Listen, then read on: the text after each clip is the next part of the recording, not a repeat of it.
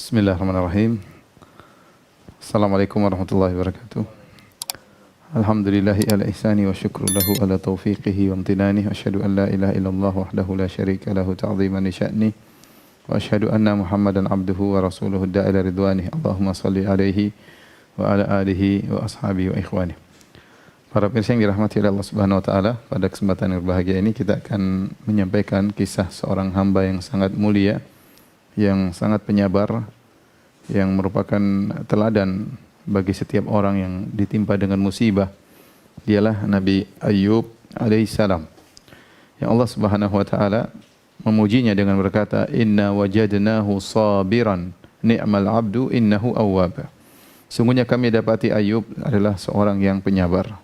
Dia adalah sebaik-baik hamba dan dia sangat taat kepada Allah Subhanahu wa taala. Allah mengatakan, "Inna wajadnahu sabira." Kami mendapatinya menjadi hamba yang sangat penyabar. Kita tahu bahwasanya kehidupan kita tidak ada yang luput dari namanya ujian, dari namanya musibah, hal-hal yang tidak kita sukai, baik berkaitan dengan harta kita, atau berkaitan ekonomi kita, atau berkaitan dengan keluarga kita, atau berkaitan dengan jasad kita, atau berkaitan dengan harga diri kita. Saya rasa tidak ada yang luput dari musibah ini. Kalau enggak ekonominya lagi diuji, atau keluarganya lagi diuji, atau dirinya sendiri, jasadnya diuji sakit dan yang lainnya, atau harga dirinya sedang diuji. Dan itu semua dialami oleh Ayyub alaihissalam. Ya.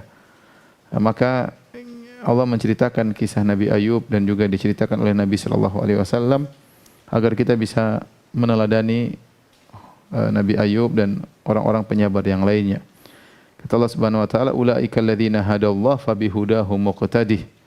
Mereka itulah, yaitu para anbiya, orang-orang yang telah diberi hidayah oleh Allah, maka ikutilah petunjuk mereka. Adapun Nabi Ayyub alaihissalam, ya, dia adalah seorang nabi yang jelas Allah sebutkan dalam Al-Qur'an bahwasanya Allah Subhanahu wa taala memberi wahyu kepadanya. Kata Allah Subhanahu wa taala di antaranya dalam firman-Nya, "Inna auhayna ilaika kama auhayna ila Nuhin wan nabiyyina min ba'di wa auhayna ila Ibrahim wa Ismail wa Ishaq wa Yaqub wal asbat wa Isa wa Ayyub wa Yunus wa Harun wa Sulaiman wa atayna Dawuda zabura wa rusulan qad qasasnahum 'alaika min qabl wa rusulan lam naqsushum 'alaik wa kallama Allahu Musa taklima." Dalam ayat yang panjang kata Allah, sungguhnya kami telah mewahyukan kepada engkau wahai Muhammad sebagaimana kami wahyukan kepada Nuh dan nabi-nabi setelah Nuh. Kami wahyukan kepada Ibrahim, kepada Ismail, kepada Ishak, kepada Yaqub, kepada Al-Asbat. Al-Asbat ini maksudnya nabi-nabi keturunan dari Bani Israel. Wa Isa wa Ayyub. Wa Isa wa Ayyub. Kepada Nabi Isa kami wahyukan, kepada Ayyub kami wahyukan, kepada Yunus, Harun, Sulaiman, dan kami berikan Zabur kepada Nabi Daud. Rusulan qad qasasnahum 'alaik. Para rasul yang telah kami kisahkan kepada engkau wahai Muhammad sebelumnya.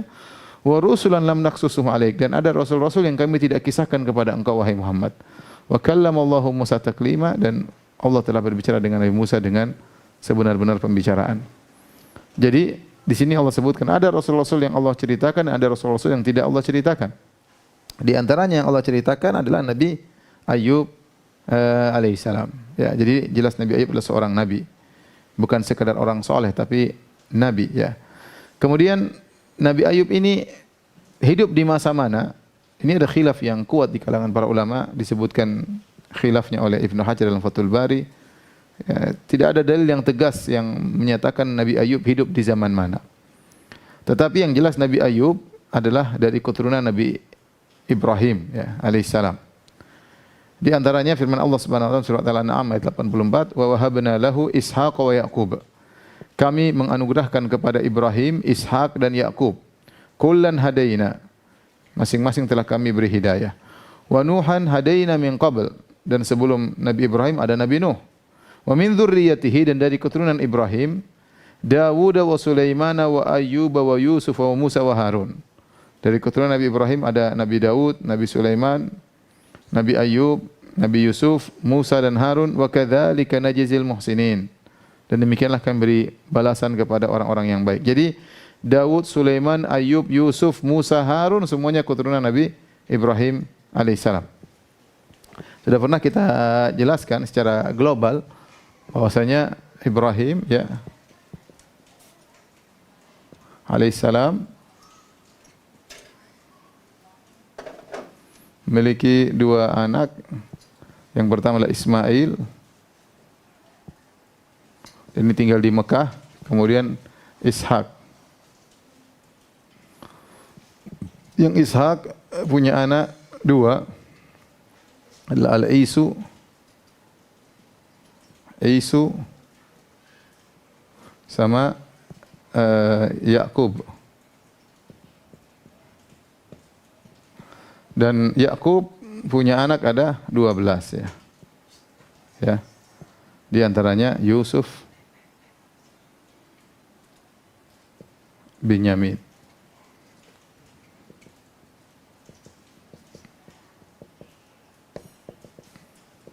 Ada 12 orang yang disebut dengan Bani Israel. Nah, banyak ulama mengatakan Ayub alaihissalam datang dari jalur Isu. Di antaranya Ibnu Hajar menyebutkan nasab daripada Ayub yaitu Ibrahim, Ishak, kemudian Rigual ya.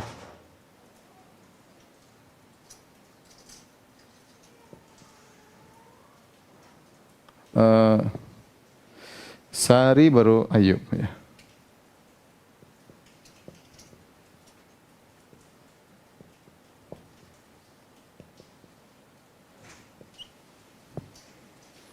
Perhatikan, jadi Ayub dari keturunan Isu. Isu bin Ishak. Ayub dari keturunan Isu. Ayub alaihissalam Sari bin Rigual bin Yakub. Disebutkan oleh Ibnu Hajar bahwasanya Isu menikah dengan putri Ismail, bint Ismail.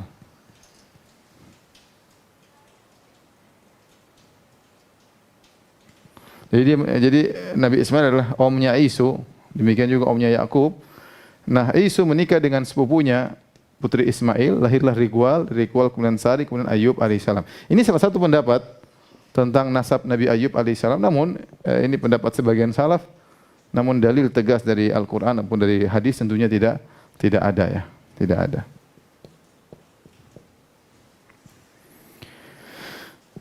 Jadi namanya Ayub bin Sari bin Rigual bin Isu bin Ishak bin Ibrahim. Ya, jadi dia sama keturunan Ishak, tapi bukan dari jalur Yakub, tapi dari jalur Isu. Pendapat lain juga disebutkan oleh Ibnu Katsir ya, dari Muhammad bin Sa'ib Al-Kalbi.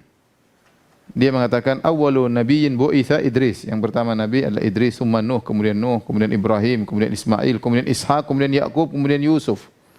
Kemudian Lut, kemudian Hud, kemudian Saleh, kemudian Syuaib, kemudian Musa, kemudian Harun, kemudian Ilyas, kemudian Ilyasa, kemudian Yunus, kemudian Ayub. Adapun pendapat Muhammad bin Sa'ib Al-Kalbi, Nabi Ayub ini nabi-nabi terakhir yang mendekati Rasulullah sallallahu alaihi wasallam, mendekati Nabi Isa. Ya, ini pendapat lagi dari sebagian salaf dari Muhammad bin Sa'ib Al-Kalbi. Jadi dia mengatakan Nabi Ayub itu setelah Musa dan setelah Harun, setelah Ilyas, setelah Ilyasa, setelah Yunus. Baru kemudian Ayub. Ayub baru kemudian Isa, ya. Jadi menjelang Nabi Isa, menjelang Nabi Muhammad sallallahu alaihi wasallam. Adapun menurut pendapat yang ini Nabi Ayub masih di awal-awal, masih jauh, ya. Jadi Nabi Ayub kira-kira setelah Nabi Yusuf. Nabi Ayub kira-kira setelah Nabi Yusuf zamannya. Wallahu a'lam bishawab. Maka ini ada khilaf yang kuat di kalangan para ulama, namun tidak ada dalil yang tegas tentang kapan zaman Nabi Ayub dan tidak begitu penting bagi kita. Yang jelas dia adalah keturunan Nabi Ibrahim alaihissalam, keturunan Nabi Ishak alaihissalam. Taib, Allah Subhanahu wa taala sebutkan kisah Nabi Ayub dalam Al-Qur'an dalam dua ayat. Yang pertama dalam surat Al-Anbiya 83 ya, ayat 83 kata Allah Subhanahu wa taala wa ayyuba idznada rabbahu, dan ingatkanlah atau sebutkanlah kisah Nabi Ayub. Idznada rabbahu, tatkala dia menyeru berdoa kepada Rabbnya dengan berkata anni massaniyad-dhurru, sungguhnya aku ditimpa penyakit, ditimpa dengan penderitaan. Wa anta arhamur rahimin, dan engkau adalah zat yang maha penyayang, dari seluruh penyayang engkau yang paling penyayang. Kata Allah, fastajibna lahu, kami kabulkan permohonannya. Fakashafna ma bihi min dhurrin, dan kami hilangkan penderitaan yang ada pada dirinya. Wa atainahu ahlahu wa mithlahum ma'ahum, dan kami berikan anugerahkan kepada dia keluarganya, dan kami lipat gandakan jumlah mereka. Rahmatan min indina, sebagai kasih sayang dari kami, wa dzikra lil abidin, dan sebagai peringatan bagi orang-orang yang menyembah kami. Ini ayat pertama yang menceritakan tentang Nabi Ayub, di mana Nabi Ayub alaihissalam mengalami penderitaan dan dia berdoa kepada Allah dengan berkata, anni masaniyadh-dhurru wa anta arhamur rahimin. Ya Rabbku, aku ditimpa dengan penderitaan dan engkau adalah yang paling penyayang dari seluruh orang yang menyayangi. Ya, engkau adalah zat yang maha penyayang. Maka Allah pun menghilangkan penyakitnya tersebut. Ayat yang lain dalam surat Shad, ayat 41 sampai 44, Allah juga menceritakan kisah Nabi Ayub. Allah berfirman, "Wadhkur 'abdana Ayyuba idh nada rabbahu anni massaniyash syaitanu binusbin wa adzab." Dan ingatlah akan hamba kami Ayub. Hamba kami Ayub. Jadi Allah terkadang menyebut Ayub dengan hambanya, ya. Ni'mal abdu, sebaik-baik hamba, menunjukkan Nabi Ayub adalah hamba yang hebat dalam beribadah kepada Allah Subhanahu wa taala. Hamba kami, kata Allah, ingatlah hamba kami yang namanya Ayub. Idznada rabbahu, tatkala dia berdoa kepada Rabbnya, anni massaniya syaitan, sungguhnya aku diganggu oleh syaitan, binusbin wa adzab, dengan penyakit, dengan penderitaan, wa adzab, dengan siksaan, itu dengan bencana. Ya, nanti kita sebutkan apa penderitaan yang dialami oleh Nabi Ayub, kenapa siksaan atau penderitaan atau bencana yang dialami oleh Nabi Ayub. Kata Allah, urkud, Allah kabulkan permintaan doanya Nabi Ayub. Kata Allah, urkud birijlika. Ya, kata Allah Subhanahu wa taala, hentakkanlah kakimu, itu disuruh tendangkan. Hadza muktasalun baridun wa syarab. Maka tiba-tiba keluar air dari tanah bekas tendangan atau hentakan kaki Nabi Ayub. Keluarlah air yang dingin, ya. Muktasalun bisa untuk digunakan mandi, baridun yang dingin, wa syarab, dan juga bisa untuk minum. Wa wahabna lahu ahlahu. Nanti kita akan jelaskan bahwasanya air tersebut digunakan mandi oleh Nabi Ayub, diminum, akhirnya Nabi Ayub sembuh dari penyakitnya. Wa wahabna lahu ahlahu wa mithlahum ma'ahum. Lalu kami anugerahkan kepada dia keluarganya. Wa mithlahum, dan seperti keluarganya, ya, dilipat gandakan ma'ahum. Rahmatan minna, sebagai kasih sayang dari kami, wa dzikra li ulil albab, dan sebagai pelajaran bagi orang-orang yang berakal. Wa khudh bi yadika dhiqzan fadrib bihi wa la tahnath. Kemudian kata Allah Subhanahu wa taala, ambillah dengan tanganmu sekumpulan rumput, ya. Fadrib bihi, yaitu taring-taring atau apa, ranting-ranting, ya, dikumpulkan. Fadrib bihi wala tahnath, pukulkan dengan kumpulan ranting-ranting tersebut atau kumpulan rumput tersebut. Wala tahnath, dan jangan kau melanggar sumpah. Inna wajadnahu sabiran, kami dapati dia adalah hamba yang penyabar. Ni'mal abdu innahu awwab, dia adalah sebaik-baik hamba dan dia adalah sangat taat kepada Allah Subhanahu wa taala. Berbeda dengan nabi-nabi yang lainnya, Nabi Musa kisahnya panjang, Nabi Yusuf kisahnya panjang, Nabi Syuaib kisahnya panjang, Nabi Saleh kisahnya panjang. Adapun kisah Nabi Ayub, Allah Subhanahu wa taala sebutkan sangat pendek. Ya. Oleh karenanya, kalau kita ingin tahu tentang kisah Nabi Ayub secara lebih detail dan lebih dalam, mau tidak mau kita harus kembali kepada hadis dan athar para sahabat. Hadis-hadis juga yang menceritakan tentang kisah Nabi Ayub juga tidak banyak. Terdapat hadis sahih, ya, satu hadis sahih dalam Sahih Bukhari yang menjelaskan tentang kisah Nabi Ayub alaihissalam. Di antaranya kata Imam Al-Bukhari meriwayatkan dari An Abi Hurairah radhiyallahu anhu, dari Abu Hurairah radhiyallahu anhu, anin Nabi sallallahu alaihi wasallam, dari Nabi sallallahu alaihi wasallam, beliau bersabda. Ini hadis yang sahih tentang kisah Nabi Ayub. Kalau ayat tadi 2 ayat. Bainama Ayub yaqtasilu uryanan, tatkala Nabi Ayub sedang mandi telanjang. Kharra alaihi rijlu jaradin min dhahab, ya. Tiba-tiba jatuh dari langit belalang, ya, yang terbuat dari emas. Belalang emas jatuh. Faja'ala yahthi fi thawbihi, maka datang belalang-belalang dari emas berjatuhan, maka mulailah Nabi Ayub mengumpulkan belalang tersebut di bajunya. Dia ngumpulin hujan-hujan belalang emas. Fanadahu rabbuhu, maka Allah memanggilnya berkata, ya Ayub, wahai Ayub, Alam akun agnaituka, bukankah aku telah membuat engkau berkecukupan amma tara, daripada apa yang kau lihat, kan sudah cukup. Ngapain kau kumpulin belalang-belalang emas? Kata Nabi Ayub, qala bala. Tentu ya Allah, engkau telah beri kecukupan kepadaku. Bala ya Rabbi. Walakin la ghina li an barakatika. Tapi aku tidak pernah merasa puas dengan keberkahan yang kau berikan kepadaku. Jadi Nabi Ayub mengatakan, saya sudah cukup, tapi ini keberkahan yang kau kirimkan aku ambil terus. Ini satu-satunya hadis yang sahih yang menyebut tentang kisah Nabi Ayub alaihissalam. Oleh karenanya Al-Hafidz Ibnu Hajar dalam Fathul Bari menyebutkan bahwasanya secara zahir seluruh hadis-hadis yang menyebutkan tentang kisah Nabi Ayub adalah hadis-hadis yang dhaif menurut Imam Al-Bukhari. Oleh karenanya Imam Al-Bukhari dalam sahihnya hanya menyebutkan satu hadis tentang Nabi Ayub alaihissalam. Jadi ini yang dilihat oleh Ibnu Hajar, semua hadis-hadis tentang Nabi Ayub semuanya dhaif. Yang sahih cuma satu ini, Nabi Ayub pernah mandi telanjang. Tatkala sedang mandi telanjang tiba-tiba ada berjatuhan belalang-belalang emas, maka dia pun kumpulkan belalang-belalang emas tersebut. Adapun kisah Nabi Ayub yang tersebar di masyarakat yang sering kita dengar, semua datang dalam kisah Israiliyat. Apa sih kisah Israiliyat ya?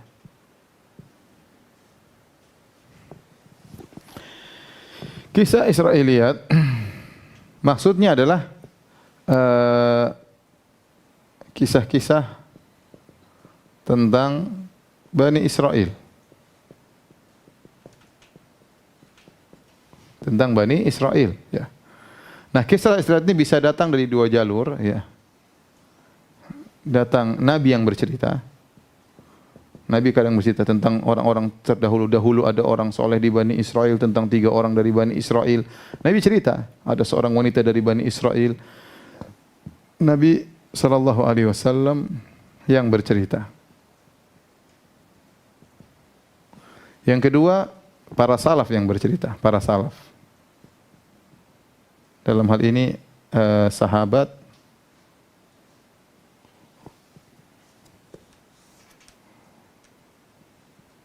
atau tabi'in.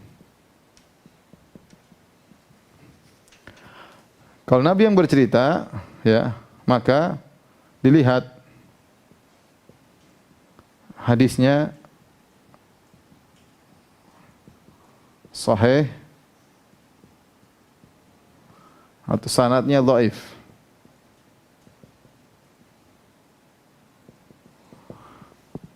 Jika hadisnya sahih, maka ini bukan lagi namanya Israiliyat. Ini namanya bukan lagi Israiliyat, namanya hadis Nabi. Hadis Nabi, bukan Israiliyat.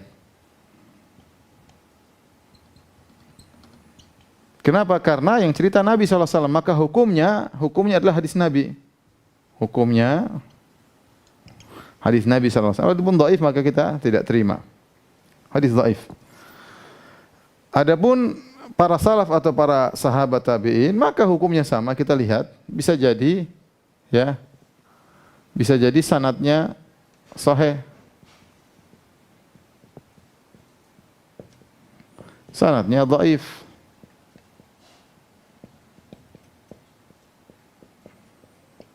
Kalau dhaif maka tidak kita terima, ya. Nah, inilah yang disebut dengan Israiliyat. Inilah yang disebut Israiliyat.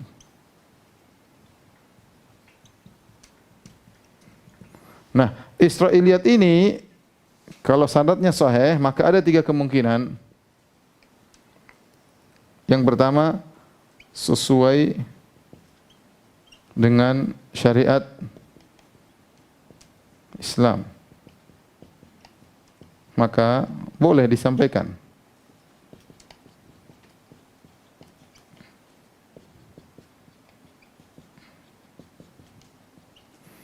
Yang kedua,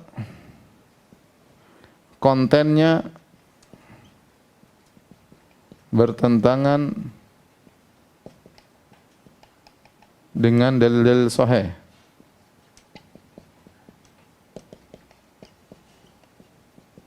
Maka ini harus ditolak. Ini contohnya apa? Contohnya seperti bahwasanya, dan ini orang termasuk yang ulama yang paling kritis dalam hal ini adalah Ibnu Katsir rahimahullah.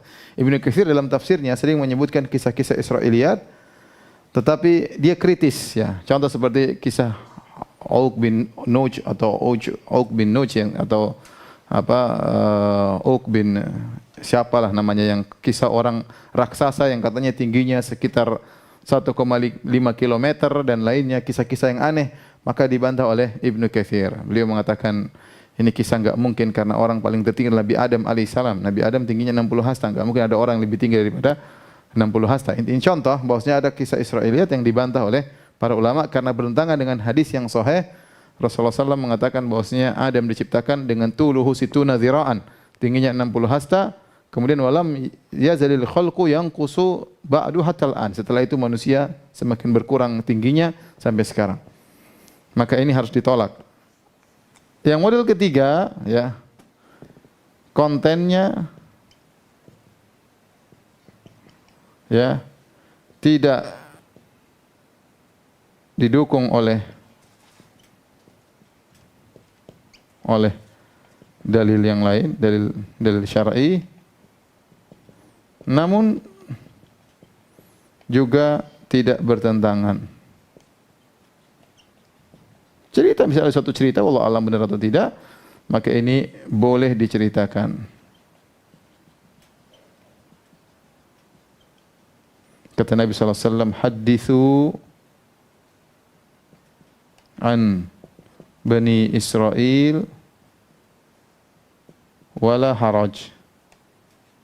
Kata Nabi, sampaikanlah kisah dari Bani Israel dan tidak mengapa. Kata Nabi, sampaikanlah dari kisah Bani Israel wala haraj, dan ceritakan enggak ada jadi masalah. Jadi kalau kita dapat kisah Israiliyat masih dalam koridor ini, maka tidak apa-apa kita ceritakan selama sanadnya sahih. Tapi kalau bertentangan dengan sesuai kedua syarat Islam dibenarkan oleh Nabi sallallahu alaihi wasallam ya, atau sesuai dengan dalil, maka bagus. Kalau bertentangan dengan dalil maka kita harus tolak.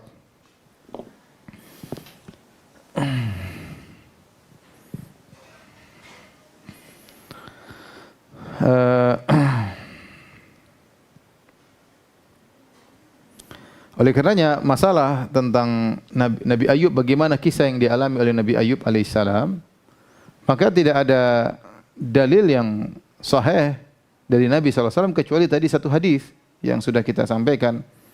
Al-Quran menyebutkan dengan global, ya, kita perlu penjelasan dari apa maksud cerita Allah tersebut. Oleh karenanya mau tidak mau kita harus mengambil dari Israiliyat. Mau tidak mau kita harus mengambil dari Israiliyat.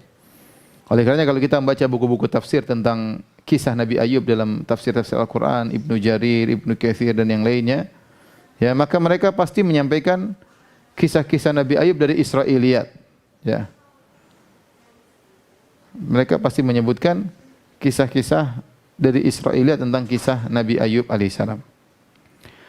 Ibnu Hajar berkata dalam Fathul Bari menyikapi tentang kisah-kisah Israiliyat tentang Nabi Ayub alaihissalam.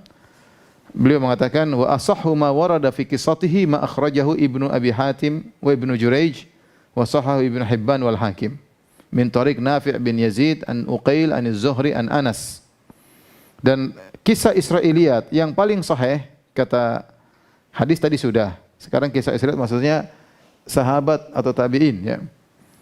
Kisah Israiliyat yang paling sahih adalah yang diriwayatkan oleh Ibnu Abi Hatim dan Ibnu Juraij dan disahihkan oleh Ibnu Hibban dan Al-Hakim dari jalan Nafi' bin Yazid dari Uqail dari Zuhri dari Anas bin Malik. Jadi yang paling sahih Israiliyat adalah dari Anas bin Malik. Apa kata Anas bin Malik? Anas seorang sahabat radhiyallahu anhu, dia bercerita tentang kisah Nabi Ayub. Ya, tentang kisah Nabi Ayub. Dan Anas tidak dikenal mengambil dari Israiliyat. Apakah Anas tidak? Ada sebagian sahabat yang dikenal mengambil kisah dari orang-orang Yahudi karena para sahabat dulu berinteraksi orang Yahudi. Terkadang mereka dengar orang Yahudi cerita di Madinah tentang kisah-kisah Nabi dahulu, tentang kisah orang-orang terdahulu, sehingga mereka meriwayatkan. Ada yang menyebutkan seperti Ibnu Abbas radhiyallahu anhuma, ada Abdullah bin Amr bin Al-As. Ya, setahu saya Anas bin Malik bukan termasuk orang yang sering mendengar dari Israiliyat. Tapi Allah alam bisawab, nanti perlu dicek kembali. Intinya Anas bercerita, Anna Ayyub alaihissalam ubtuliya Kata Anas bin Malik radhiyallahu anhu, sungguhnya Ayub alaihissalam diuji oleh Allah. Falabitha fi balaihi 13 sanah. Maka beliau diuji bersabar dalam ujian tersebut sampai 13 tahun. Ya, farafadahul qarib wal ba'id. Sampai orang yang dekat tidak mau dekat dengan dia, apalagi orang yang jauh. Kerabat tidak mau, selain kerabat juga enggak mau dekat dengan dia. Kenapa? Karena mungkin berpenyakit, mungkin tubuhnya menjijikkan dan yang lainnya. Illa rajulaini min ikhwanihi, kecuali ada 2 orang lelaki dari saudaranya, itu mungkin kakaknya, adiknya dari saudaranya Nabi Ayub. Adapun kerabat sepupu semua enggak ada yang mau dekat Nabi Ayub. Fakana yaqduwani ilaihi wa yaruhani, dan kedua orang kakak adiknya ini, 2 orang ini senantiasa menjenguk Nabi Ayub. Ya, pagi hari dijenguk, kemudian sore mereka pulang. Suatu hari mereka jenguk Nabi Ayub, mungkin setelah belasan tahun. Faqala ahaduhuma lil akhar, setelah mereka menjenguk Nabi Ayub, lihat kondisi Nabi Ayub yang parah, sakit, maka salah satu dari kedua orang ini berkata kepada yang lainnya, laqad aznaba Ayyubu dzamban aziman. Ayub ini pasti sudah melakukan dosa besar. Wa illa, kalau tidak, lakushifa anhu, tentu penyakitnya sudah sembuh. Kenapa enggak sembuh-sembuh 13 tahun penderitaannya? Lakushifa an hadzal bala'u, kalau tidak tentunya penderitaannya akan hilang. Fadzakarahul akhar li Ayyub, akhirnya salah satu saudara yang diceritain ngomong kepada Nabi Ayub, wahai Ayub, tadi waktu kami berdua menyengukmu, yang satu ngomong ke saya dan dia bilang begini-begini, bahwasanya tidaklah engkau diuji dengan ujian sampai 13 tahun penderitaan kecuali engkau melakukan dosa besar. Fahazina, maka Ayub pun sangat bersedih. Wada Allah hina idzin, tatkala itulah baru kemudian dia berdoa yang Allah abadikan dalam Al-Qur'an, anni masaniyad dhurru wa anta arhamur rahimin. Ya Allah, sungguhnya aku ditimpa dengan penderitaan dan Engkau adalah Maha Penyayang di antara para penyayang. Ini adalah athar Israiliyat atau Israili dari Anas bin Malik yang sangat sahih, yang paling sahih, yang bercerita tentang penderitaan yang dialami oleh Ayub, yaitu selama 13 tahun. Dan Nabi Ayub tidaklah berdoa kepada Allah kecuali setelah ada yang ngata-ngatain dia, apalagi saudaranya sendiri, kakaknya atau adiknya sendiri yang bercerita, yang mengatakan tidak mungkin Nabi Ayub begini kecuali melakukan dosa besar. Tatkala itu baru Nabi Ayub tidak kuasa, akhirnya dia berdoa kepada Allah Subhanahu wa taala karena omongan. Karena kita tahu namanya orang soleh, orang-orang yang baik, terkadang ujian berkaitan dengan harga dirinya lebih berat daripada ujian berkaitan dengan fisiknya dan hartanya, ya. Oleh karenanya seorang penyair berkata, jarahatu sinani la altiamu wala yaltaimu ma jarahal lisanu. Luka akibat sayatan pedang masih bisa diperbaiki, masih bisa disembuhkan, tapi luka diakibatkan sayatan lisan sulit untuk diperbaiki, sulit untuk disembuhkan. Kemudian Anas melanjutkan, kita lanjutkan tadi kisah Israiliyat tadi. Setelah ada yang cerita, sungguhnya engkau wahai Ayub tidak mungkin terkena penyakit sebanyak ini kecuali karena melakukan dosa besar, ya. Suatu hari kharaja li hajatihi wa amsakat imra'atuhu biyadihi. Maka Nabi Ayub suatu hari keluar, ada keperluan, kemudian istrinya menuntunnya, memegangnya, ya, karena dia tertati-tati, sakit parah. Falamma faragha, kemudian tatkala Nabi Ayub setelah keluar dari hajatnya, mungkin buang hajat, ya, dituntun oleh istrinya. Istrinya sangat soleha, nanti akan diceritakan bagaimana istrinya sangat soleha, ya. Nabi Ayub dalam kondisi sulit pun dia temani, bukan seperti kata orang ada uang abang disayang, enggak ada uang abang ditendang, ya. Dicerai sama istri. Falamma abta'at alaihi, ya, tatkala istrinya lambat, ya. Jadi Nabi Ayub sudah buang hajat, istrinya enggak datang-datang untuk ngangkat dia. Kok datang-datang lama? Fa'auhallahu ilaihi, maka Allah kasih wahyu kepada Nabi Ayub. Anirqud birijlik, maka hentakkanlah kakimu di tanah. Fadaraba birijli arda, maka Nabi Ayub pun memukulkan kakinya di tanah. Fanaba'at ainun, tiba-tiba keluar mata air. Faktasala minha, maka kemudian dia pun mandi dari air mata air tersebut. Faraja'a sahihan, kemudian dia pun sembuh tiba-tiba. sembuh badannya segar kembali, sehat walafiat. Faja'at imra'atuhu, datang istrinya, mau setelah ngantar buang air besar ditinggal, kemudian datang mau dijemput lagi oleh istrinya. Falam ta'rifu, istrinya bingung, mana Ayub? Ya.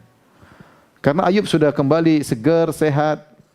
Fasa'alathu an Ayub, maka istrinya tanya sama Nabi Ayub, Ayub di mana? Tadi lihat enggak ada laki-laki sini sakit, kemudian gini. Maka Ayub berkata, fa inni ana huwa, saya ini Ayub. Saya ini Ayub, istrinya kaget. Wa kana lahu andarani ahaduhuma lil qamhi wal akhar lisyair. Nabi Ayub punya dua tempat, semacam dua bejana. Yang satu untuk menyimpan al-qamah, yang satu untuk syair, satu untuk gandum putih, satu untuk gandum merah, ya. Fa ba'atsallahu lahu sahabatan, tiba-tiba Allah mengirim awan, fa afragat fi andaril qamah adz-dzahab. Tiba-tiba Allah menurunkan hujan emas lewat awan tersebut, sehingga emas tersebut berjatuhan di bejana yang biasanya menampung gandum merah. Hatta fadha, sampai meluber emas tersebut. Wa fi andar syair al-fiddah, kemudian di gandum yang tempat gandum putih biasanya Allah turunkan hujan itu menurunkan perak. Hatta fadha, sampai meluber dari tempatnya tersebut. Ini disebutkan oleh kisah ini disebut oleh Ibnu Hajar dalam Fathul Bari jilid 6 ayat 420 halaman 421. Inilah kisah Israiliyat yang paling sahih menurut Ibnu Hajar dari Anas bin Malik radhiyallahu taala anhu. Dan kisah ini menguatkan tentang hadis Nabi SAW yang sudah kita sebutkan sebelumnya, di mana Nabi Ayub mandi kemudian dia pun mengumpulkan emas-emas yang berjatuhan dari langit dalam bentuk belalang. Ibnu Hajar rahimahullah juga menyebutkan beberapa kisah lain dari para salaf seperti dari Wahab bin Munabbih, dari Muhammad bin Ishaq, dari Ibnu Abbas dan yang lainnya. Namun ada kisah Israiliyat yang sangat panjang yang sering disebutkan oleh para ahli tafsir. Kisah ini menggambarkan tentang ujian yang dialami oleh Nabi Ayub secara detail, secara terperinci. Ya. Wallahu alam tentang kesahihan kisah ini, tapi demikianlah disebutkan oleh para ulama, ya, kisah ini, ya. Kita ingin menyampaikan juga, ya, sebagaimana disebut oleh para ahli tafsir, karena kalau tidak kita sampaikan kita tidak jelas bagaimana kisah Nabi Ayub. Namun secara sanad wallahu alam apakah dia sahih atau tidak, saya pun belum baca penjelasan para ulama tentang sanadnya, ya. Adapun kisah tersebut di antara disampaikan oleh Ibnu Jarir dalam tafsirnya, ya. Ibnu Katsir menyebutkan sanadnya, ya.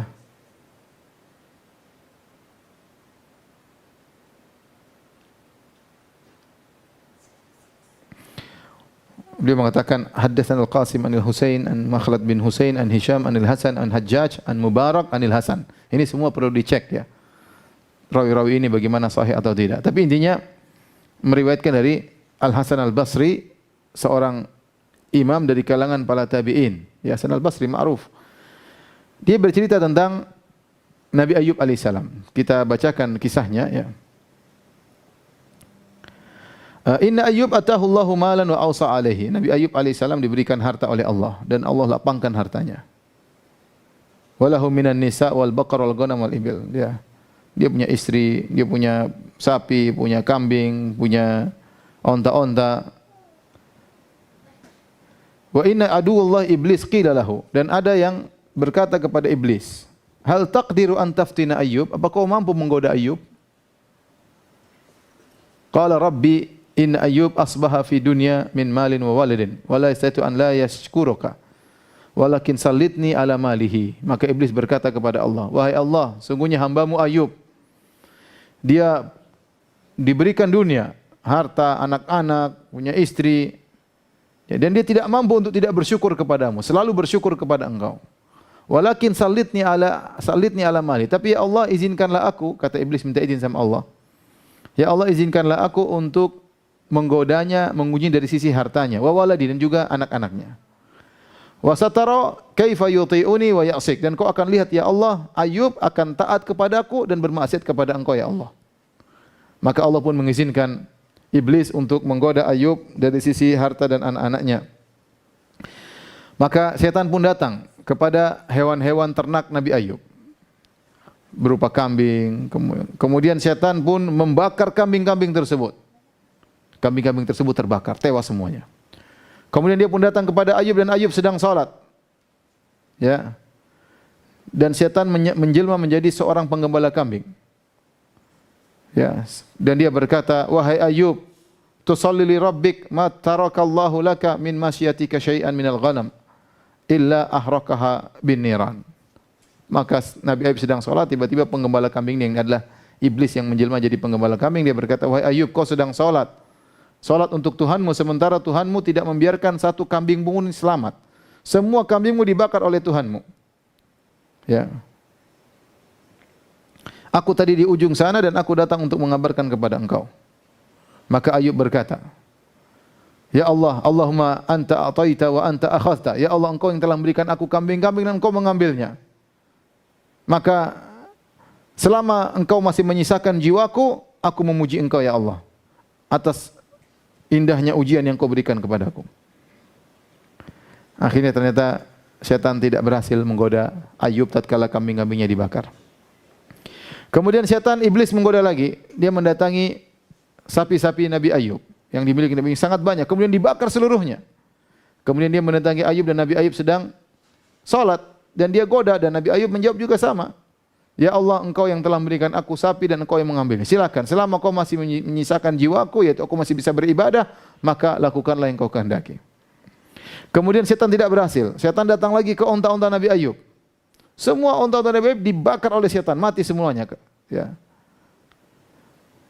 Bukan cuma itu, kemudian setan datang ke rumah Nabi Ayub. Kemudian rumahnya dihancurkan oleh setan. Akhirnya anak-anaknya semua meninggal. Maka setan datang kepada Ayub. "Wahai Ayub, Allah telah mengutus buat anak-anakmu runtuh rumahmu. Sehingga rumahmu akhirnya runtuh dan anak-anakmu semuanya binasa." Maka Ayub berkata ketika itu, "Ya Rabbku, sungguhnya engkau telah berbuat baik kepadaku dengan seluruh kebaikan. Sebelum hari ini selalu aku disibukkan dengan cinta kepada harta di siang hari dan aku disibukkan di malam hari dengan cinta kepada anak-anak karena aku sayang kepada mereka. Sekarang engkau telah mengambil hartaku dan engkau telah mengambil anak-anakku, maka aku akan fokuskan pendengaranku dan penglihatanku, malamku dan siangku untuk memuji engkau ya Allah. Aku akan bertasbih dan bertahlil." Setan tidak berhasil lagi. Ternyata semua sudah dibinasakan. Ya, Ayub malah berkata demikian. Akhirnya setan pun pergi. Ya, dia tidak mendapati keinginan sama sekali. Akhirnya setan dipanggil oleh Allah. Allah berkata, "Kaifa ra'aita Ayub?" Wahai iblis, gimana kau dapati hambaku Ayub? Maka iblis berkata, ya Ayub, qad alima annaka saturaddu alaihi maluhu waladu, walakin sallitni ala jasadihi. Ya Allah, Ayub tahu sih hartanya akan dikembalikan oleh engkau, anaknya akan dikembalikan oleh engkau ya Allah. Tapi izinkan aku untuk mengganggu jasadnya. Kalau dia diuji dengan penderitaan pada jasadnya, dia akan nurut sama aku dan dia akan bermaksiat kepada engkau ya Rabb. Fasullit ala jasadi, maka Allah izinkan setan untuk menguji Ayub dari sisi jasadnya. Maka setan pun datang, fanafakha fihi nafkhatan, maka dia pun meniup Ayub pada jasadnya. Ya. Maka kemudian keluarlah penyakit luka dari kepalanya sampai badannya seluruhnya. Ini ujian yang sangat berat. Sampai orang-orang semua jijik kepada Nabi Ayub. Sampai dia pun dibawa, tidak diletakkan lagi di rumah, tapi diletakkan di Mazbalah Kunasa di Bani Israel. Ada Bani Israel punya semacam tempat sampah, Ayub diletakkan di situ. Kenapa? Karena badannya penuh dengan luka. Ya. Tidak ada hartanya, tidak ada anaknya, tidak ada temannya. Tidak ada seorang pun yang mau mendekati Ayub kecuali istrinya. Istrinya soleha ya. Dalam kondisi demikian istrinya soleha. Istrinya soleha datang dalam hadis sahih, dalam asar sahih, datang juga dalam Israiliyat ini. Sabarat ma'ahu bisidq, maka istrinya benar-benar bersabar, tulus merawat Ayub. Wa kana ta'tihi bi ta'am, maka istrinya membawakan makanan buat Ayub. Kemudian jika Ayub memuji Allah, maka istrinya ikut memuji Allah. Dan Ayub dalam kondisi demikian tidak pernah malas untuk berzikir kepada Allah Subhanahu wa taala. Tidak pernah malas untuk memuji Allah, untuk menyanjung Allah. dan dia bersabar atas apa ujian yang Allah berikan kepadanya. Maka Hasan al-Basri melanjutkan kisahnya. Fasarakha iblis aduullah sarkhatan jama' fiha junudahu min aqtaril ardi jazaan min sabri Ayyub. Maka setan pun jengkel. Tidak berhasil. Sapinya sudah dihancurkan, kambingnya sudah dihilangkan, ontanya sudah dihilangkan, hartanya sudah ludes, rumah sudah ambruk, ya, anak-anak sudah dibunuh oleh iblis. Tidak berhasil juga, iblis akhirnya jengkel. Iblis teriak, wah, teriak dengan suara yang keras. Dia panggil seluruh pasukannya. Seluruh pasukan iblis berkumpul, rapat besar. Datang dari penjuru dunia, semua datang karena setan jengkel dengan sabarnya Ayyub. Maka mereka pun kumpul di hadapan setan. Maka mereka berkata, wahai iblis, anak buah iblis semua berkata, ma khabaruka, kau kumpulkan kami, ada apa gerangan? Ma ayak, apa yang telah membuat engkau sampai seperti ini? Qala a'yani hadzal abdul ladzi sa'altu rabbiya an yusallitani ala mali waladihi. Ini hamba ini telah membuat aku putus asa, tidak mampu, ya. Buat aku gagal, ya. Hamba yang namanya Ayyub, ya. Yang aku telah diizinkan untuk menggodanya dan aku telah binasakan seluruh hartanya, anaknya, tetapi dia semakin bersabar, semakin memuji Allah Subhanahu wa taala, semakin menyanjung Allah Subhanahu wa taala. Kemudian aku diizinkan untuk menguji badannya. Dan aku biarkan dalam seluruh tubuhnya semuanya penyakit, luka dari ujung kepala sampai ujung kaki. Bahkan aku biarkan dia terpaparkan di tempat kotoran sampahnya Bani Israel. Tidak seorang pun yang mendekati dia kecuali istrinya. Faqad uftudihtu bi Rabbi. Aku malu di hadapan Rabbku. Tidak berhasil menggoda Ayyub. Fastantu bikum, maka saya minta tolong sama kalian anak buahku, maka tolonglah aku. Maka anak-anak buahnya berkata, "Hei iblis, mana tipu dayamu? Aina makruka? Kau kan pandai bertipu daya, masa tidak berhasil? Mana ilmumu? Kau telah berhasil menggoda orang-orang sebelum ini. Kenapa kau tidak berhasil menggoda Ayyub?" Iblis berkata, "Batala dzalika kullu fi Ayyub." Semua trikku, semua caraku sudah hancur semua di hadapan Ayyub. Fa asyiru alayya, beri ide kepadaku. Maka mereka berkata, kami kasih ide. Bukankah Adam tatkala engkau keluarkan dari surga, dari mana kau goda Adam?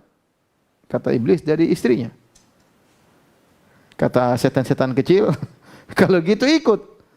Maka itu caranya. Godalah Ayyub dari sisi istrinya. Ya, sungguhnya Ayyub sayang sama istrinya, tidak mungkin dia membangkang istrinya. Dan tidak ada yang dekat dengan dia kecuali istrinya. Subhanallah. Istrinya solehah, ya. Suami kayak begini, luka parah, terpaparkan, tapi dia tetap sabar, ya, mengayomi suaminya. Kata iblis, benar-benar asabtum. Kalian setan-setan kecil pintar, ya. Maka akhirnya iblis pun pergi ke istrinya. Istrinya sedang bersedekah. Fatamatsala laha fi surati rajulin. Iblis pun menyamar menjadi seorang laki. Kemudian dia bertanya, "Mana suamimu wahai hamba Allah?" Qala huwa dzaka yahukku kurhahu. Itulah suamiku yang sedang garuk-garuk lukanya.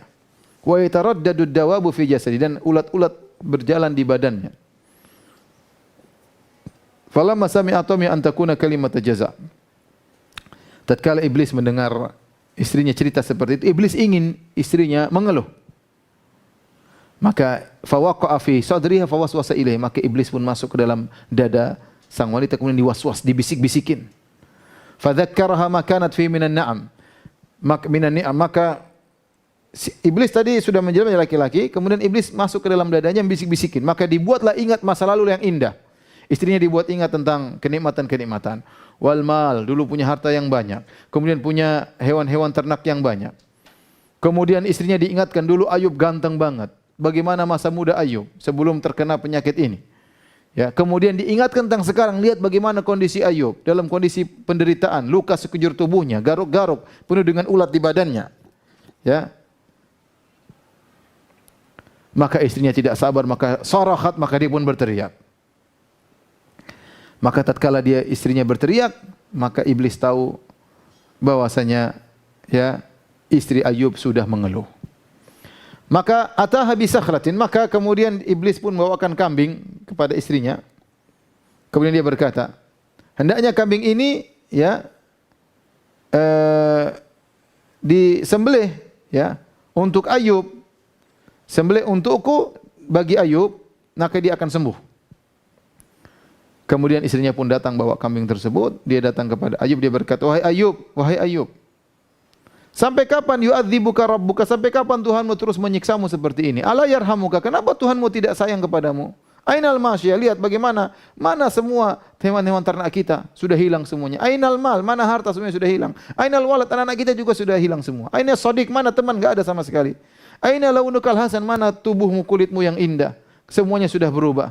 Wasara mithlar ramad? Sekarang tubuhmu semua seperti debu, ya, hancur lebur penuh dengan ulat. Aina jismukal hasan ladzi qad baliya? Mana tubuhmu yang dulu indah sekarang sudah rusak semua. Wa taraddada fihi dawab? Sekarang ulat-ulat sudah berjalan di tubuhmu. Itsbah hadhihi sakhlah wastarih? Sembelihlah ini, kambing ini, kemudian selesai. Disuruh menyembelih kepada selain Allah. Disuruh syirik. Ayub paham, kata Ayub, ataki aduullah wa istriku. Musuh Allah telah datang kepadamu. Fanafakha fiki, dan dia telah menggodamu. Fawajada fiki rifqan wa ajabtihi. Dia telah mendapati dirimu lemah dan kau telah memenuhi, ya, seruannya. Wailaki ara'aiti ma tabkina alaihi mimma tadhkurin? Celaka engkau wahai istriku. Ya. Lihatlah apa yang kau sekarang tangisi. Perkara-perkara yang kau tangisi dari yang kau sebutkan tadi, harta, hewan ternak, anak-anak. Ma kunna fihi minal mal wal wasahha wasyabab, yang kau sebutkan tentang kenikmatan-kenikmatan terdahulu. Man a'tanihi? Siapa yang telah memberikan kepadaku semua kenikmatan tersebut? Istrinya menjawab, Allah. Qala, Ayub berkata, fa kam muti'na bihi? Berapa lama kita dikasih nikmat seperti itu? Qalat thamanina sanah. Kata istrinya, kita diberi nikmat dengan nikmat yang banyak 80 tahun. Ayub bertanya lagi, fa mudz kam ibtalana Allahu bihadzal bala' alladzi ibtalana bih? Sudah berapa lama kita dikasih ujian seperti ini? Sakit luka seperti ini. Qalat mundu sab'ina sinin wa ashhur. Baru 7 tahun sekian bulan. Qala wailaki wallahi ma adalti. Wahai istriku, kau tidak adil. Wala ansafti rabbaki, dan kau tidak bersikap adil kepada Rabbmu. Ala sabarti hatta nakuna fi hadzal bala' alladzi ibtalana rabbuna bi thamanina sanah? Tidakkah kau harusnya bersabar? Sebagaimana kau diberi kenikmatan 80 tahun, harusnya kita bisa bersabar diberi ujian seperti 80 tahun juga. Sebagaimana kita dalam kesenangan 80 tahun, harusnya kita sabar dalam penderitaan 80 tahun. Kemudian Ayub berkata, wallahi la in syafani ya Allahu la ajlidannaki mi'ata jaldah. Kalau Allah sembuhkan aku akan cambuk engkau 100 kali. Amartini an adzbaha li ghairillah? Kau sekarang datang menyuruh aku untuk menyembelih kepada selain Allah. Ta'amuki wa syarabiki alladhi ya'tini bi alaihi haram. Sekarang semua makanan yang kau bawa kepadaku, minuman yang kau bawa kepadaku haram, saya tidak mau minum, saya tidak mau makan. Wa an adzuqa ma ta'tini bihi ba'd. Aku tidak mau merasakan apapun yang kau bawa kepadaku, karena kau telah mengucapkan hal ini. Faghrubi anni fala araki. Pergilah engkau, jangan, saya tidak mau lihat engkau. Fataradaha. Ayub sendirian di tempat sampah. Dia usir istrinya. Fadhahabat, istrinya pun pergi. Syaitan tidak berhasil lagi. Syaitan bilang, hadza qad wattana nafsahu thamaniyah. Ini orang sudah siap-siap untuk diuji selama 80 tahun. Alladhi huwa fihi. Faba'a bil ghalabah wa rafadahu, dan akhirnya dia pun kalah, ya. Kemudian Ayub melihat pada istrinya, dia sudah usir istrinya. Walaysa indahu ta'amun wala syarabun wala sadiq. Tidak ada makanan, tidak ada minuman, tidak ada teman. Kemudian tiba-tiba lewatlah 2 orang melewati Nabi Ayub. Nabi Ayub sedang demikian sendirian, istrinya enggak ada, temannya enggak ada, makanan enggak ada. Maka 2 orang ini komentar, salah satunya ngomong, wallahi ma ala dhahril ardi yawma idzin wala wallahi ma ala dhahril ardi yawma idzin akramu ala Allah min Ayyub. Faqala ahadu rajulin li sahibihi law kana lillahi fi hadha hajah ma balagha bi hadha falam yasma Ayyub syai'an kana ashadda alaihi min hadhil kalimah. Padahal waktu itu tidak ada orang yang paling dicintai oleh Allah di atas muka bumi kecuali Ayub. Orang yang paling disayang oleh Allah adalah Ayub. Yang paling dicintai oleh Allah adalah Ayub. Tapi apa komentar orang ini? Kata orang ini kepada salah satunya, kalau Allah memang ada keperluan sama orang ini, tentu dia tidak akan, si Ayub ini tentu dia tidak akan menderita seperti penderitaan ini.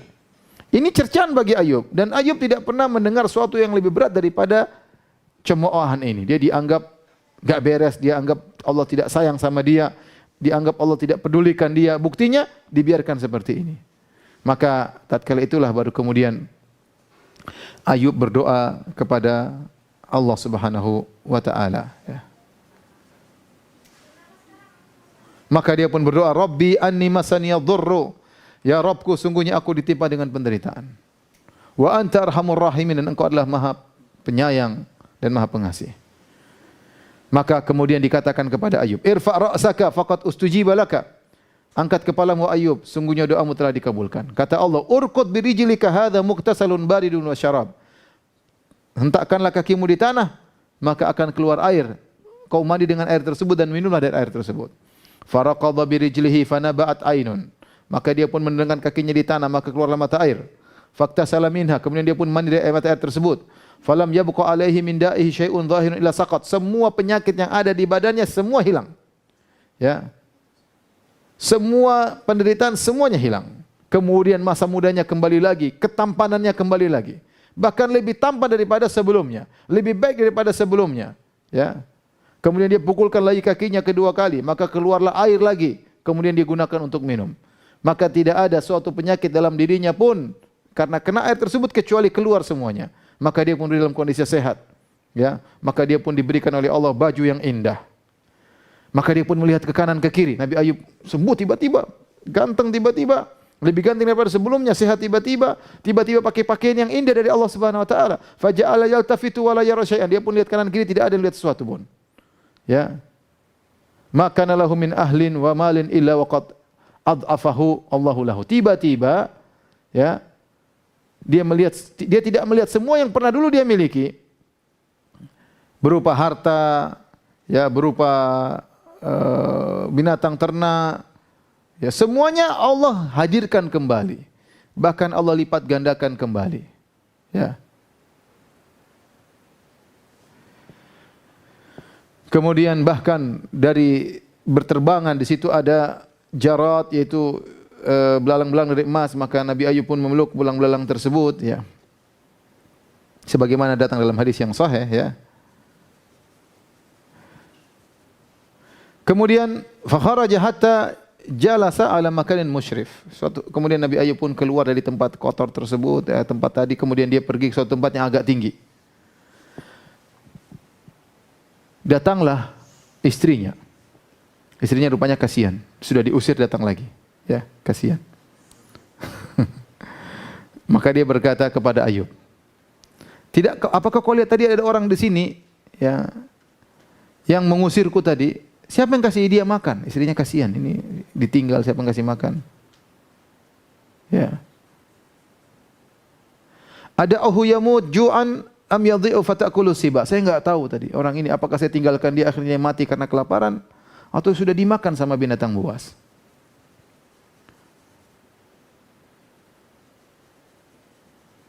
Maka dia pun datang, dia lihat, ya. Mohon maaf, tadi istrinya ngomong pada dirinya sendiri, ya. Dia ngomong pada dirinya sendiri. Waktu dia sudah pergi, dia ngomong, tadi gimana sih Ayub? Saya tinggalkan, dia sudah usir saya, tapi kalau saya tinggalkan nanti dia mati atau kemudian dimakan binatang buas. La arji'anna ilaihi, saya akan kembali ke tempat tersebut. Maka dia pun balik ke tempat kotoran, tempat sampah. Maka tidak lagi tempat sampah di situ dilihat, semua sudah berubah. Ya. Semua kondisi telah berubah. Kemudian dia putar-putar di situ dan dia menangis. Ya. Di situ ada mata air yang tadi Ayub tendang, kemudian keluar mata air. Kemudian tiba-tiba ada seorang memakai kain yang indah, kemudian datang kepada wanita tersebut. Ya. Kemudian dia bertanya, "Ma turini ya amatallah?" Apa yang kau cari wahai hamba Allah? Padahal Ayub. Maka istrinya menangis. Maka istrinya berkata, "Aku mencari seorang lelaki yang tadi terbuang di sini di tempat sampah. Aku tidak tahu apakah dia sudah hilang atau kemana atau apa yang telah terjadi padanya." Maka Ayub bertanya, "Kau ini siapanya?" Fabakat, wanita ini menangis. Dia berkata, "Itu suamiku." Fahal ra'aitahu, apa kau lihat suamiku? Kemudian istrinya terus menangis. Dia tadi di sini. Kemudian akhirnya Ayub berkata, "Apakah kau kenal suamimu jika kau melihatnya?" Kata sang wanita, "Apakah saya tidak tahu?" Ya. Melihat, saya pasti tahu dia kalau saya lihat dia. Akhirnya istrinya Ayub melihat kepada Ayub. Ya, kemudian dilihat dengan penuh lihat perhatian, sementara Ayub dengan karismatiknya, ya. Kemudian dia berkata, "Ketahuilah bahwasanya suamiku kalau dia sehat seperti kamu." Kalau dia seperti kamu. Maka Ayub berkata, "Fa inni ana Ayub." Aku adalah Ayub suamimu. Yang tadi kau perintahkan aku untuk menyembelih untuk syaitan. Sungguhnya aku telah taat kepada Allah dan aku maksiat kepada syaitan. Ya, aku telah berdoa kepada Allah dan Allah telah mengembalikan seluruh apa yang kau lihat. Inilah para pemirsa yang dirahmati Allah Subhanahu wa taala, ya, riwayat yang disampaikan oleh Hasan Al-Basri, ya, tentang bagaimana kisah Nabi Ayub alaihissalam.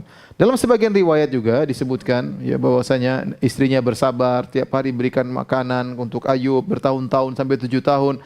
Sampai suatu hari istrinya kehabisan duit, enggak ada lagi harta untuk beri makan Ayub. Sementara dia punya rambut yang panjang dan dia punya kepang 2. Akhirnya dia jual rambutnya. Ketika itu orang senang punya rambut panjang. Maka dia potong rambutnya 1, dia jual. Ayub heran, dari mana kau dapat makanan, kau tidak punya uang? Kata dia, saya jual kepangku. Maka Ayub marah, jangan kau lagi lakukan demikian. Jangan kau jual kepangmu kepada orang lain. Ya, kalau kau jual lagi kepangmu, saya akan cambuk engkau 100 kali. Akhirnya duitnya habis lagi. Akhirnya istrinya tidak tega lihat Ayub dalam kondisi penderita, maka dia jual lagi kepang satunya. Dapat duit lagi, dia kasih makan. Akhirnya Ayub bilang, saya kan sudah bilang jangan kau jual kepangmu. Akhirnya Ayub mengatakan, kalau gitu saya harus mencambukmu 100 kali kalau saya sembuh.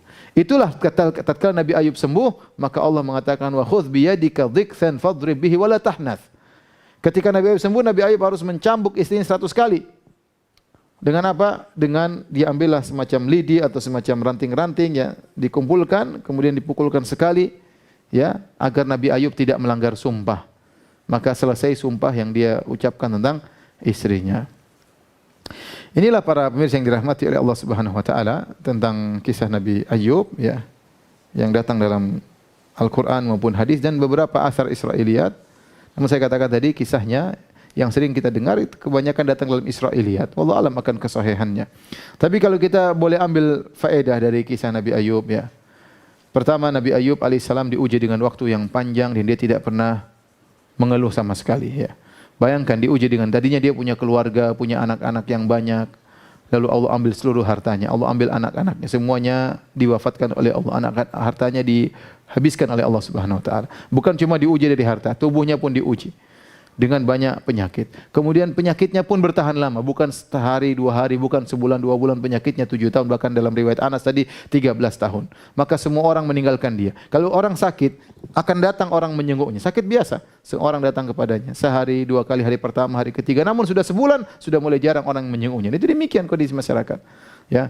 Ya, sudah bosan menjenguk, tidak ada yang menjenguk. Nabi Ayub bukan cuma itu, bukan tidak dijenguk, bahkan orang menjauh. Kenapa? Takut dengan penyakit menularnya. Semua orang menjauh. Ya, dan ini ujian yang dihadapi oleh Nabi Ayub alaihissalam. Namun semua itu tidak membuat dia pernah mengeluh sama sekali. Akhirnya dia pun tatkala berdoa kepada Allah agar dihilangkan penderitaannya. Kenapa? Bukan karena jasadnya, tapi karena omongan orang. Orang bilang ini pasti melakukan dosa besar. Tatkala itu dia tidak ingin dihinakan di hadapan masyarakat, baru kemudian dia berdoa kepada Allah. Bukan karena keluhan terhadap jasadnya, bukan karena anaknya meninggal dunia, bukan karena hartanya diambil, tapi karena keluhan orang terhadap harga dirinya, maka dia berdoa, "Anni massani yadhurru wa anta arhamur rahimin."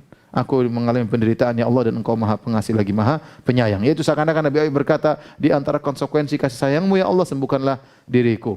Dan Nabi Ayub dikatakan oleh Allah, inna wajadnahu sabiran, kami dapati dalam kondisi bersabar. Oleh karenanya jika seorang ditimpa dengan musibah, dia boleh mengeluh kepada Allah.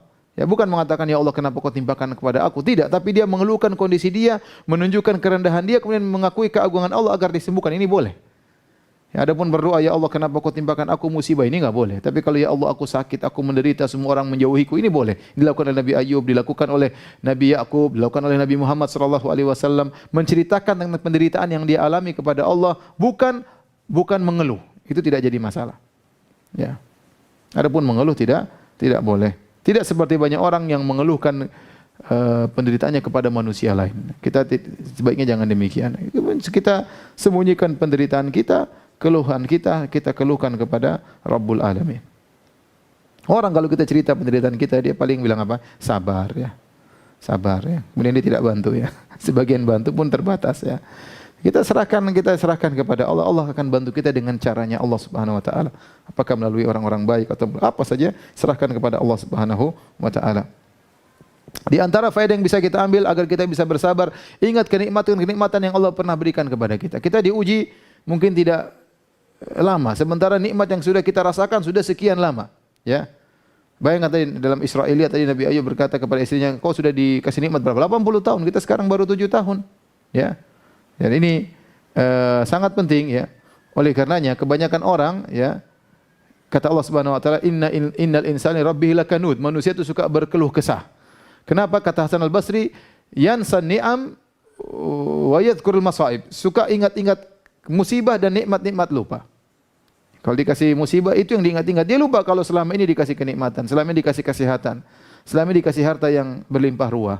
Mungkin dalam kondisi tertentu, dalam kondisi sulit ya tidak boleh dia mengeluh. Ya, saya contohkan kita ujian sederhana. Kita sekarang dapat pandemi dalamnya. Kita paling berapa bulan sih? 2 bulan, 3 bulan, 4 bulan, taruhlah setahun. Ya memang semuanya merasakan berat. Tidak ada yang merasa gampang. Ekonomi diuji, semua diuji, banyak masalah. Tetapi ingatlah kenikmatan yang selama ini Allah berikan kepada kita. Puluhan tahun mungkin orang kasih kita kenikmatan. Diuji kemudian kita mengeluh kepada Allah. Ya Allah, kapan selesainya Allah? Kita mengeluh, enggak boleh seperti itu. Sabar, jaga lisan. Jaga lisan. Ya, kita semua ingin selesai, tapi jangan sampai kita mengeluh ya. Kemudian kita seakan-akan menyalahkan Allah, ya kenapa begini, kenapa begini. Ya, kebanyakan orang seperti itu lupa dengan kebaikan, yang ingat cuma adalah musibah-musibah. Doa yang terbaik adalah doa, faedah berikutnya, doa yang terbaik adalah doa yang menggabungkan antara pengakuan kerendahan diri dengan keagungan Allah Subhanahu wa taala. Lihat kata Nabi Ayub, "Anni masaniyadh-dhur." Ya Allah, aku ditimpa dengan penderitaan dan Engkau Maha Penyayang. Sama seperti Nabi Zakaria. Rabbi inni wahanal azmu minni washta'al ra'su syaiba. Ya Allah, aku sudah tua, tulangku sudah lemah, rambutku sudah putih. Jadi seorang berdoa demikian, menunjukkan kehinaan dia ke hadapan Allah. Kemudian dia minta kepada Allah dan mengakui keagungan Allah Subhanahu. Seperti minta maaf juga. Allahumma anta rabbi, la ilaha illa anta, khalaqtani wa ana abduk. Ya Allah, Engkau Tuhanku, aku hambamu yang Kau ciptakan. Ya. Ya, ini di antara doa. Jadi mengakui kita hamba, mengakui Tuhan Maha Kuasa atas segala sesuatu. Ini doa yang sangat mudah dikabulkan. Mengakui kerendahan kita dan mengakui keagungan Allah Subhanahu wa taala. Sama seperti orang sujud, dia sedang mengakui kerendahan dia dengan meletakkan kepalanya di tanah, kemudian dia mengatakan subhana rabbiyal a'la. Maha suci Allah yang maha tinggi ya. Jadi kalau kita berdoa tidak ada masalah kita sebut ya Allah, aku mengalami penderitaan ya Allah, ekonomiku sulit ya Allah, sebutin semua enggak ada masalah. Ya. Kita menunjukkan kerendahan kita, bahwasanya kita fakir kepada Allah. Ya ayuhan nas antumul fuqara ila Allah. Kata Allah, wahai manusia kalian fakir seluruhnya kepada Allah Subhanahu wa taala. Kemudian di antara faedah mukjizat Nabi Ayub. Nabi Ayub diberi mukjizat. Dia tendangkan kakinya keluar air, air tersebut air biasanya hangat, air tanah tiba-tiba dingin, kemudian bisa mandi dan langsung bisa diminum dan penyembuh penyakit bagi Nabi Ayub. Setelah itu Allah kembalikan seluruh ketampanannya, jasadnya. Makanya Allah mengatakan wahabna lahu ahlahu wa mithlahum. Para ulama khilaf tentang makna firman Allah ini. Kami anugerahkan kepada dia keluarganya dan yang semisalnya. Ada yang mengatakan bahwasanya Nabi Ayub keluarganya yang sudah meninggal semuanya, anak-anaknya dihidupkan kembali, bahkan 2 kali lipat. Anaknya jadi banyak. Ya. Ada yang mengatakan Nabi Ayub kemudian anaknya tidak hidup lagi, tapi Nabi Ayub kemudian menikah dan akhirnya punya anak yang 2 kali lipat daripada anak yang sebelumnya. Dan ini juga dalil bahwasanya kita boleh mengumpulkan harta sebanyak-banyaknya. Nabi Ayub waktu dikasih belalang dia berusaha ngumpulin. Maka Allah bertanya, apa ya aku tidak cukup? Kata Ayub, bagaimana saya cukup dari keberkahanmu? Jadi mengumpulkan harta tidak mengapa selama digunakan untuk di jalan Allah Subhanahu wa taala. Nabi Ayub saja kasih belalang emas dia kumpulin. Kita apalagi ada gajah emas kita kumpulin. Tapi yang jadi masalah bukan emas tersebut kita simpan-simpan di rumah, di bawah tanah, di bawah tempat tidur. Itu jadi masalah. Jadi musibah hari kiamat kelak. Tapi emas tersebut kita gunakan untuk di jalan Allah Subhanahu wa taala, itu yang benar. Kata Nabi sallallahu alaihi wasallam, as-sa'i 'alal malah wal miskin. Orang yang membantu para janda, orang miskin, kal mujahid fi sabilillah, seperti orang berjihad di jalan Allah Subhanahu wa taala. Awil qa'im al-laila as-sha'im an-nahar. Atau seperti orang yang senantiasa salat malam dan senantiasa puasa di siang hari. Bayangkan, dia enggak puasa, enggak salat malam, tapi bantu janda. Bantu orang miskin. Dia enggak puasa, enggak salat malam, tapi pahalanya seperti selalu salat malam dan selalu puasa sunnah. Apalagi dia sudah bantu para janda, kemudian dia puasa lagi. Jadi bantu janda pakai apa? Pakai ganteng doang? Enggak, pakai duit. Harus ada duit bantu, kasih orang miskin, para janda, anak yatim, itu baru namanya bantu. Kalau enggak punya duit gimana cara bantu? Maka maksud saya tidak mengapa kita punya duit dan itu tidak jadi masalah karena itu berkah dari Allah. Yang penting kita gunakan di jalan Allah Subhanahu wa taala, bukan untuk kita tumpuk-tumpuk. Kemudian juga di antara dalil boleh Ayub mandi telanjang. Disebut dalam hadis Nabi Ayub mandi telanjang selama tidak dilihat oleh orang lain yang bukan istri kita ya. Adapun tidak ada yang melihat, kita telanjang enggak ada masalah sebagaimana tadi dalam hadis bainama Ayub yaktasilu uryanan, tatkala Ayub mandi telanjang. Dan juga Nabi bercerita tentang Nabi Musa alaihissalam yang juga mandi telanjang. Ini menunjukkan bahwasanya boleh mandi telanjang. Adapun sama suami istri enggak ada masalah. Sebagaimana kata Aisyah, kuntu aktasilu anna wa Nabi sallallahu alaihi wasallam mina'in wahidin. Aku dan Nabi mandi barang dari satu tempayan. Tentu saling melihat di antara mereka, enggak ada masalah. Kemudian yang faedah berikutnya, berusaha untuk menunaikan janji. Nabi Ayub berjanji, saya akan mencambuk engkau wahai istriku 100 kali. Maka Allah tidak ingin janji Nabi Ayub dibatalkan. Maka Allah kasih solusi, caranya ngambil ranting-ranting, dikumpulkan kemudian dipukul sekali kepada istrinya.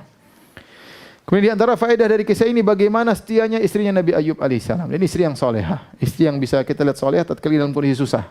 Ya, subhanallah, sebagian orang, ya, ada orang subhanallah dulu kaya raya, kemudian tiba-tiba dia miskin, tiba-tiba ekonominya jatuh, istrinya tinggalkan dia, istrinya kawin lagi. Itu ada kejadian di antara kawan-kawan kita. Ya, oleh karenanya semoga Allah menganugerahkan kepada kita istri-istri yang solehah, ya, yang tetap sayang kepada kita dalam kondisi lapang maupun dalam kondisi susah. Jangan menjadi kalau ada uang abang disayang, ya, kalau tidak ada uang abang ditendang, ya. Abang diomelin tiap hari. Tapi demikian saja kajian kita. Subhanakallahumma bihamdika asyhadu an la ilaha illa anta astaghfiruka wa atubu ilaik. Assalamualaikum warahmatullahi wabarakatuh.